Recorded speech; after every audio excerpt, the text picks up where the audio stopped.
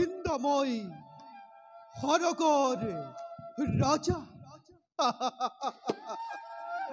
প্ৰকৃতিৰ হৰবৰ সম্মিলিত কৰে বিধাতাৰ অপূৰ্ব সৃষ্টি এই অমৰাবতীপুৰ মুৰে সাম্ৰাজ্য।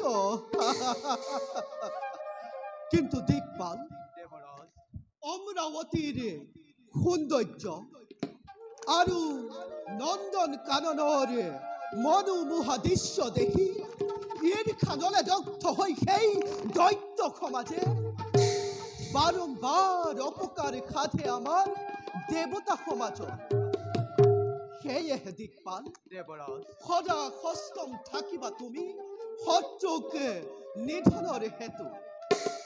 তাৰ বাবে নিশ্চিন্ত থাকিব আপুনি। দিকপাল জানো আমি ভালদৰে কৰ্তব্য আমাৰ লাগে মাথো আপোনাৰ আদেশ। সেই শত্ৰুক মই কৰিম নিষেধ। সন্তোষিত হলো দিকপাল তোমার বক্তব্য শুনে, কিন্তু তীক্ষ্ণ দৃষ্টি রাখিবা তুমি অমরাবতীপুরে কোনো শত্রুয়ে যাতে আক্রমণ করিব নোৱাৰে, তাৰ যাতে কোনো ছিদ্ৰ না থাকে তাৰ প্ৰতি তুমি তীক্ষ্ণ দৃষ্টি ৰাখিবা। এবে বলা যাও আমি অপেশ্বৰী গণৰ কাষে তেওঁলোকৰ সুমধুৰ গীত শুনি ৰাজ অবসাত আমি কৰু সম্পূৰ্ণ। বলা দিকপাল বলা।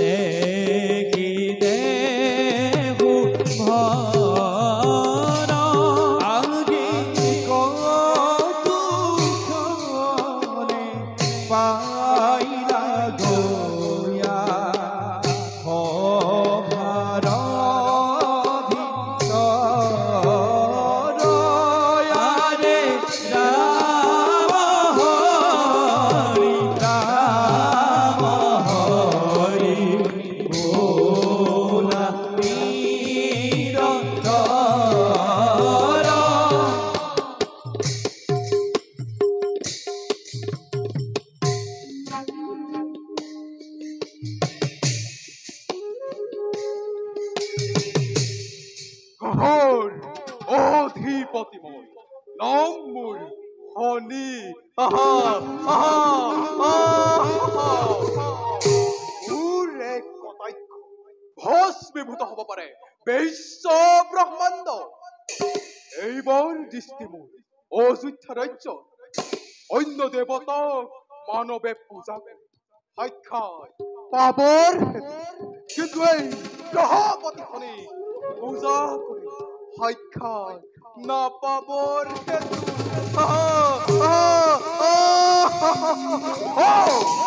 কাৰণ য'তেই দৃষ্টি মোৰ ত'তেই প্ৰলয় য'তেই দৃষ্টি মোৰ ত'তেই প্ৰলয় য'তেই দৃষ্টি মোৰ ত'তেই প্ৰলয়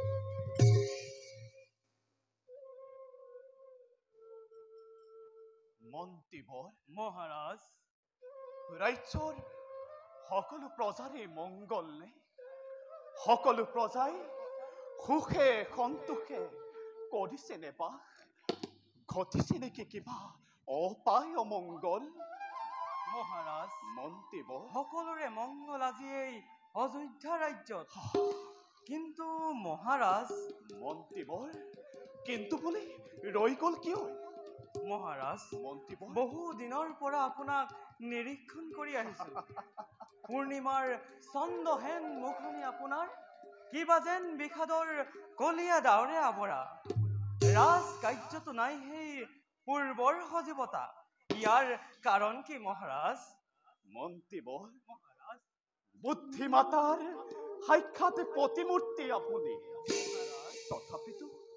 তথাপিতো বোধগম্য নহয়নে আমাৰ উদাসীনতাৰ কাৰণ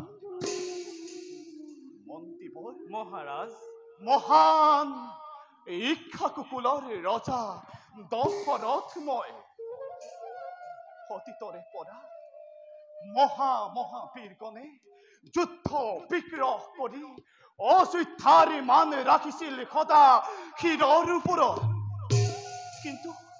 কিন্তু বোধ হয় মন্ত্ৰীবোৰ মহাৰাজ কিন্তু বোধ হয় বন্দীবোৰ ত্ৰিজগতে বন্দিত এই বিশাল শিক্ষাকুকুলৰ শোণিতৰে ধাৰা স্তব্ধ হব যেন আজি মোৰেই নামত। মহাৰাজ কাৰণ মন্ত্ৰীবোৰ আপুনিতো জানেই অত্য পৰিমিত অপুত্ৰক মই মোৰ মৃত্যুৰ পাছত কোনে কৰিব মোৰ পিণ্ডদান? কোনে কৰিব এই অযোধ্যা প্ৰজাৰ ৰক্ষা? মহাৰাজ এই কথা আমাৰো অগোচৰ নহয় মহাৰাজ।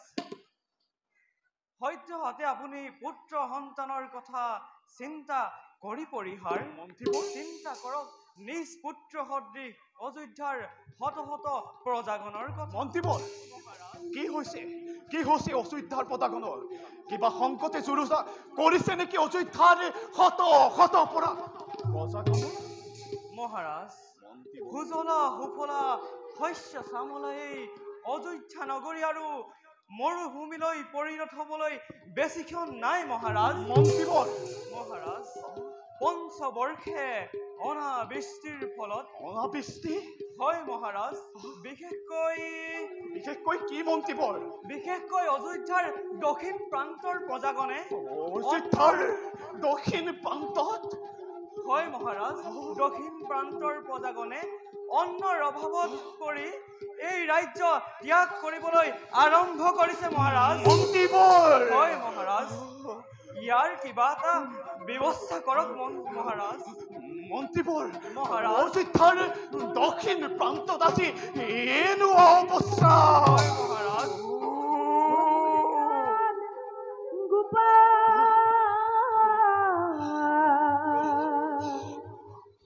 দীনবন্ধু নাৰায়ণ ও মোৰ প্ৰাণ গোপাল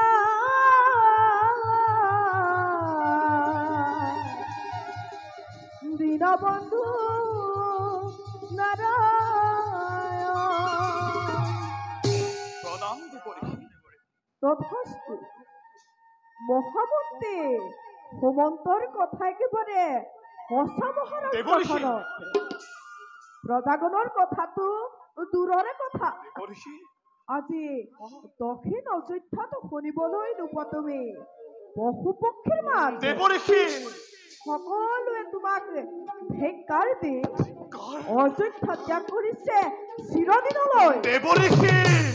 ইয়াৰ কিবা এটা ব্যৱস্থা কৰা সূৰ্যবংশী ৰজা দশৰথ।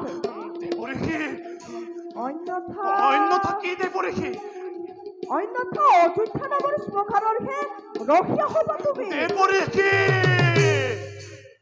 জন্মভূমি ত্যাগ কৰি অযোধ্যাৰ শত শত প্ৰজাগণে ত্যাগ কৰি পশু পক্ষীয়ে ধিক্কাৰ দিছে আজি অপদাৰ্থ বুলি।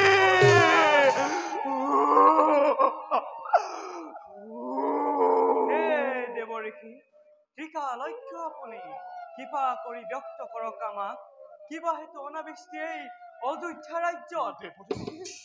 নাৰায়ণ নাৰায়ণ ইন্দ্ৰৰ অধীনে মেঘগণে কিবা হেতু বৃষ্টিপাত কৰা নাই তাক নুবুজিলো আমি। শুনা মহাৰাজ দশৰথ, তেওঁ মই হিত উপদেশ প্ৰথমে পৰিভ্ৰমণ কৰি ৰাজ্যৰ দক্ষিণ প্ৰান্তত ৰাজ সাহায্য প্ৰদান কৰা ভোগাতুৰ প্ৰজাৰ মাজত, তাৰ পাছত গমন কৰি অমৰাৱতীপুৰে সোধাগৈ দেৱেন্দ্ৰকে ইয়াৰ কাৰণ আছে তোমাৰ শক্তি শৰীৰত পৰাজিত কৰি দেৱেন্দ্ৰকে সন্মুখ ৰণত বৃষ্টিপাত কৰোঁ তুমি অযোধ্যা ৰাজ্যত। উত্তম উত্তম দেৱঋষি। আপোনাৰ আজ্ঞা শিৰোগত কৰি আজি যাম মই অযোধ্যাৰ প্ৰজাগণৰ মাজে প্ৰদান কৰি অন্ন বস্ত্ৰ মোৰ ৰাজভঁৰালৰ পৰা তেওঁলোকৰ সুখ দুখৰ ভাৰসাম্য আৰু তাৰ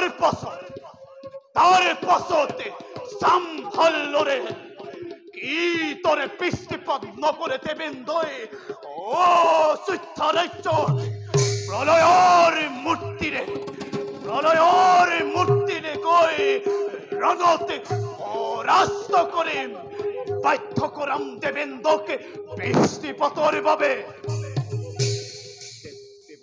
দশৰথ কৃপা কৰি সোঁৱৰণে দাসক কৰ্তব্য নিজৰ হে দেৱৰী দশৰথ অযোধ্যাৰ শত শত ৰজা প্ৰজা পশু পক্ষী সকলোৰে হৈ পুনৰবাৰ আপোনাৰ চৰণত কৰিছো প্ৰণিপাত কল্যাণ বস্তু ৰাজলক্ষ্মীয়ে পুনৰ বাস কৰকে অযোধ্যা ৰাজ্যত বাৰু ৰাজন দেৱৰী আমি এতিয়া বিদায় কৰিছো এ হৰিত হৰণ লৈ আজি দুজনয়ে হৰিৰ চৰিত শ্ৰৱণ কীৰ্তন কৰে নাৰায়ণ নাৰায়ণ নাৰায়ণ দুৰ্ঘুৰ অপাৰ সংসাৰ সাগৰ